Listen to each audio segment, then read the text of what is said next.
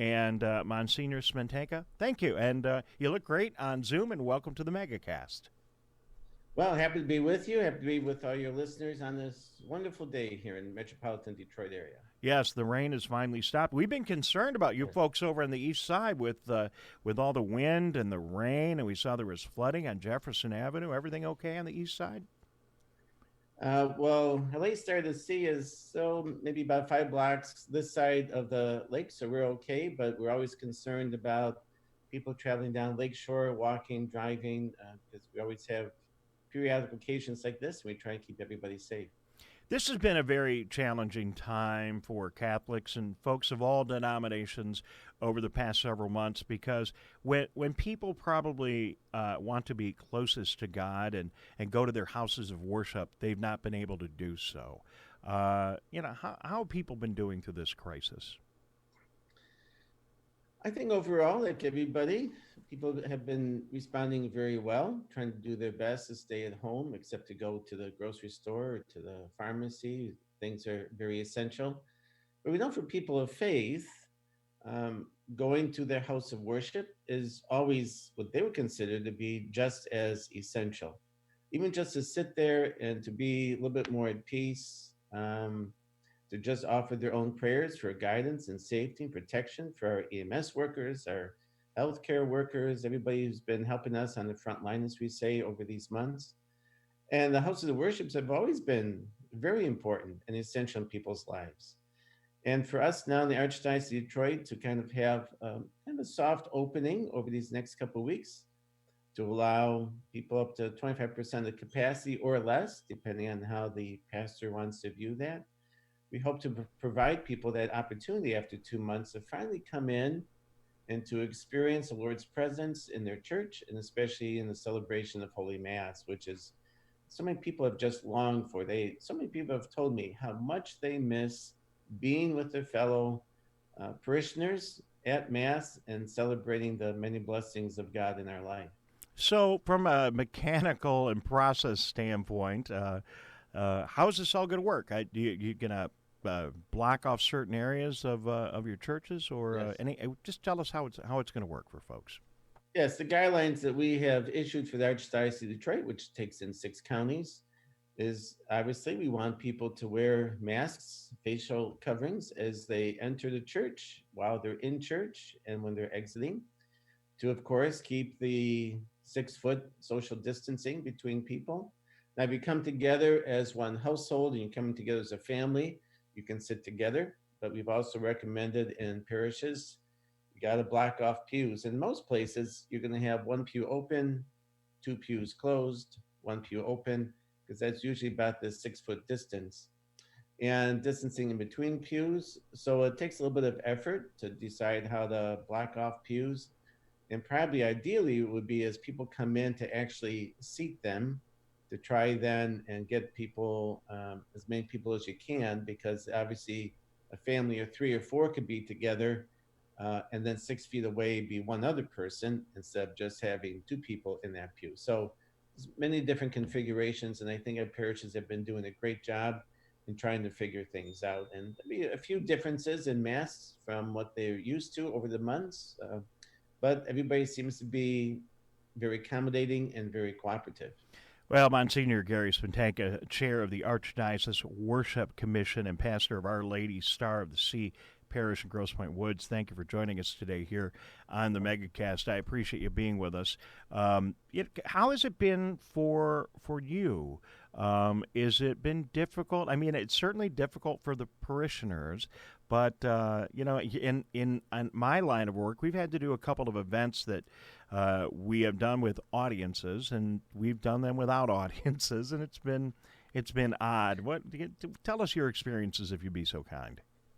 Well, it's been very odd for ministers and priests, especially we go back, to those last couple of weeks of Lent, and especially during Holy Week, not to be with the people, especially during the holiest time of the year. It was very odd and unusual for us to just celebrate the most important liturgies that we have privately.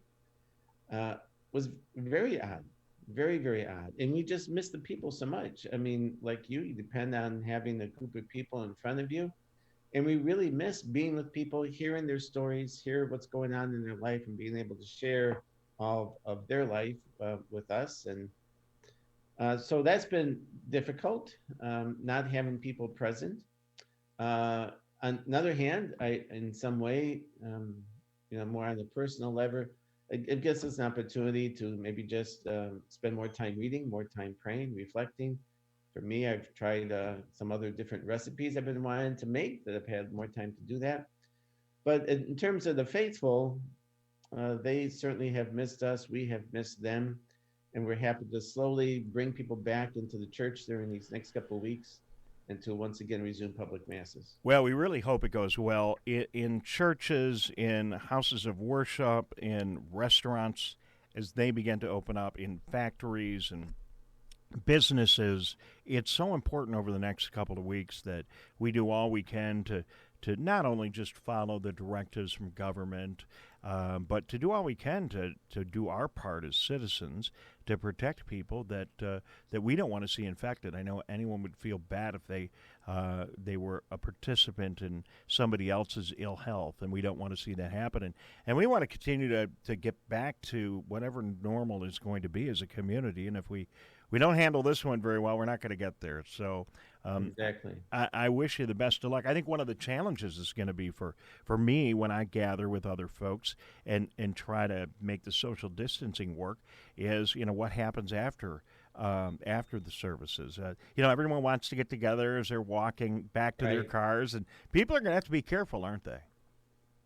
Yes, we've recommended in our parishes that people be dismissed from the back of the church, pew by pew, so they don't congregate, just inside church, and to encourage them at least to go out to their cars, and if that's where they want to socialize, people they haven't seen for a long time, that's probably the best place to socialize is outside, but still encouraging them, keep on your masks, keep 6 feet away, and let's all do our part to help the common good of the greater community and to do the best we can to keep everybody safe and healthy. Well, I'm sure it's going to go as well as it can. Congratulations and good luck with reopening. Will all the parishes of the Archdiocese be gearing back up, or is it only certain churches, certain parishes that are going to be operating? Yes and no. Yesterday was the first day that we could resume public masses.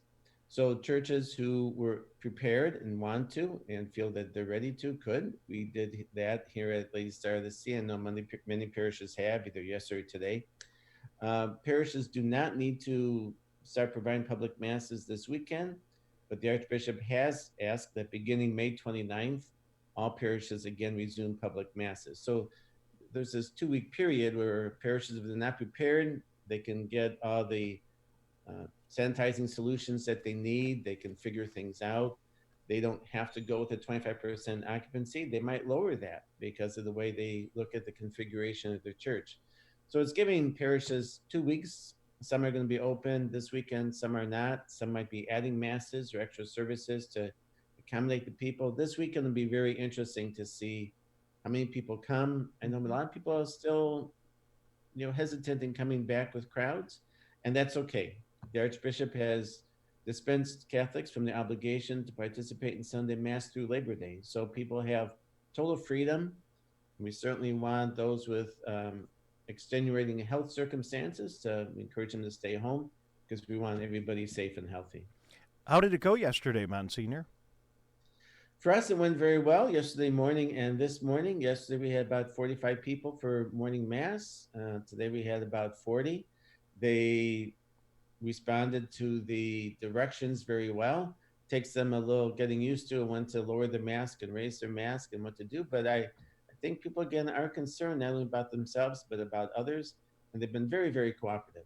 All right. Well, thank you so much for being with us today. Sorry we held you up a little bit at the beginning, Okay. but good to be with you. Best to you and your congregation and the entire Archdiocese of Metro Detroit. And we just all hope and pray that these will be good days ahead. Absolutely. Thank you. Thank you very much.